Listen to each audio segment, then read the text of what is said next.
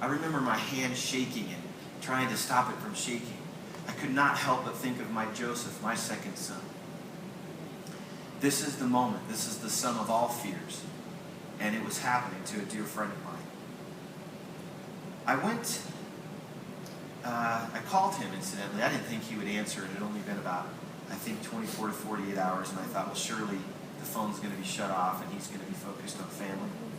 And he answered. His name is Tyler as well, and I just said, Ty. And then just quiet, muffled sobs. I said to him, I'm so sorry. I don't know what to tell you. I don't know what to say. And then the strong impression kind of settled around my heart to tell him that his son is his and continues to be. So I said, he's yours. I don't know what to tell you, but other than I truly believe he's yours and will be forever. I hung up the phone and stopped back to think about the sanctity of life. I went by myself.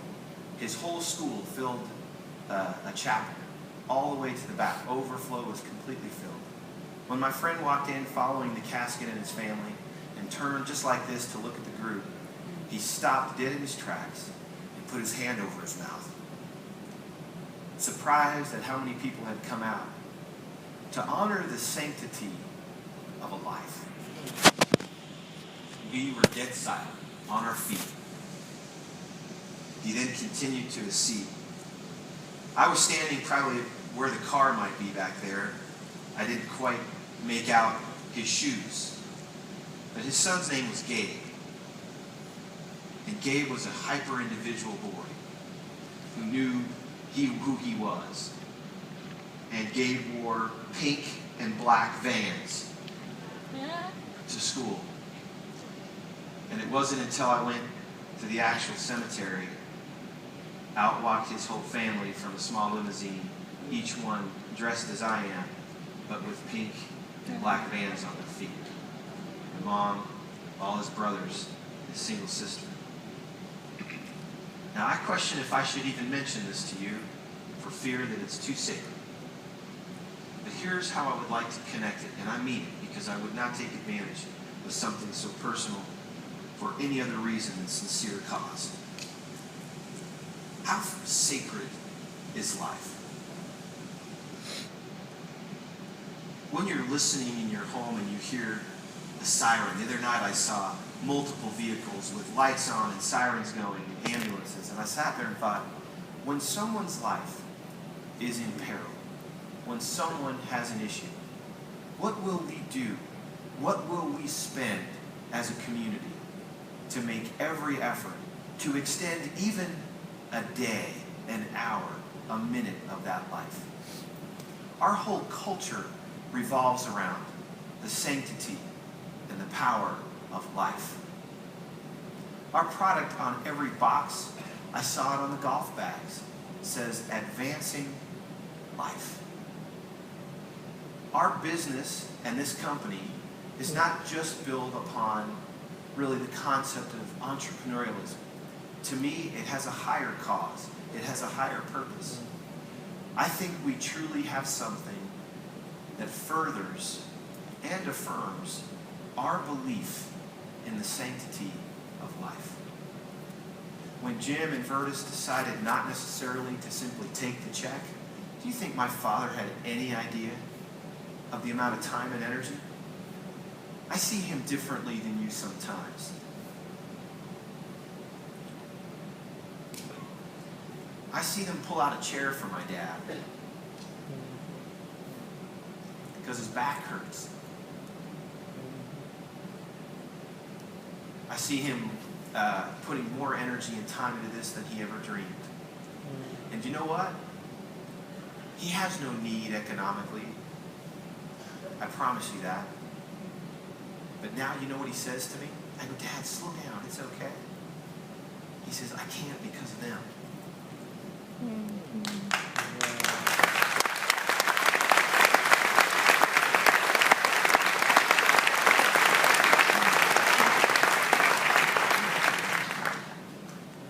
I'd like to suggest to you that you take some time and write down the cause for you.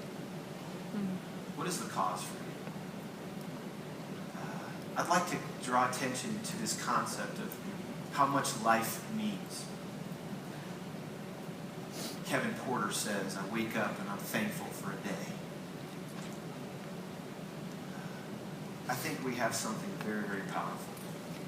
And I think we have an opportunity in the stewardship to care for our ethos, but to also share this with as many as we can. Not just because it means dollars, not just because it means revenue, it does, but because we understand the sanctity of human life.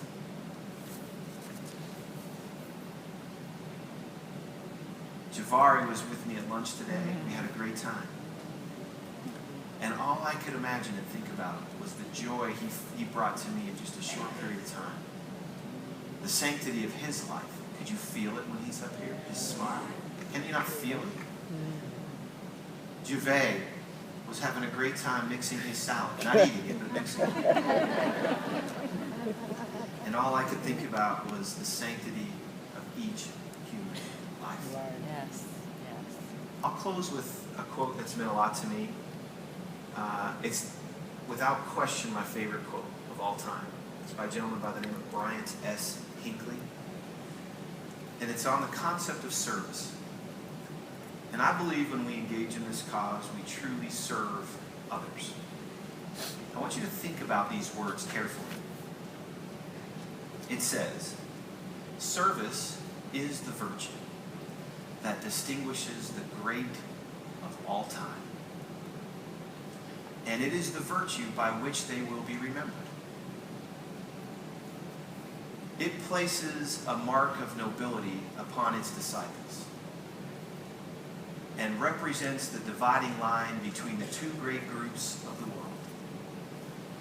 Those who help and those who hinder. Those who lift and those who lean. Those who contribute and those who only consume.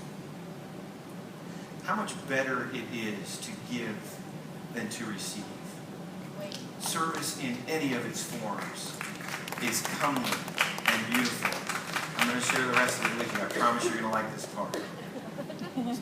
He says, this is my favorite part, to show interest in another, to impart sympathy to another, to give encouragement to another, to banish fear in the heart of another, to awaken hope in the heart. And I believe our product awakens hope.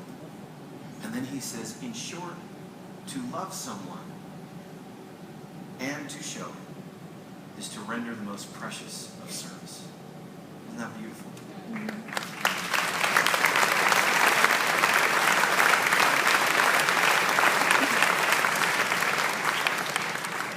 In a very real sense, the last 48 hours, including tonight, are kind of a service-oriented experience. I don't know where we can show interest in one another more effectively. I don't know where we can impart genuine sympathy more effectively one for another, or to give encouragement, or to banish even fear, to awaken hope in one another, believing in ourselves that we can do this. To me, that's service. And we're all serving each other. And that is the virtue that we'll remember, each of you will be remembered by. I hope it is the virtue that this great company will be known by and remembered by decades and decades down from now. It's been my honor to be with you. I honor my parents. I love them. I love my family. I want you to know that there are some siblings of mine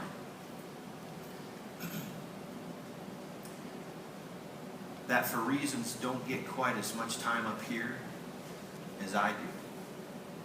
It weighs heavy on my heart sometimes because they've contributed a great deal. And sometimes I think that there are so many people that deserve to be up here and have a chance to be who they are and share who they are. But I honor them today. And I thank you for being who you are.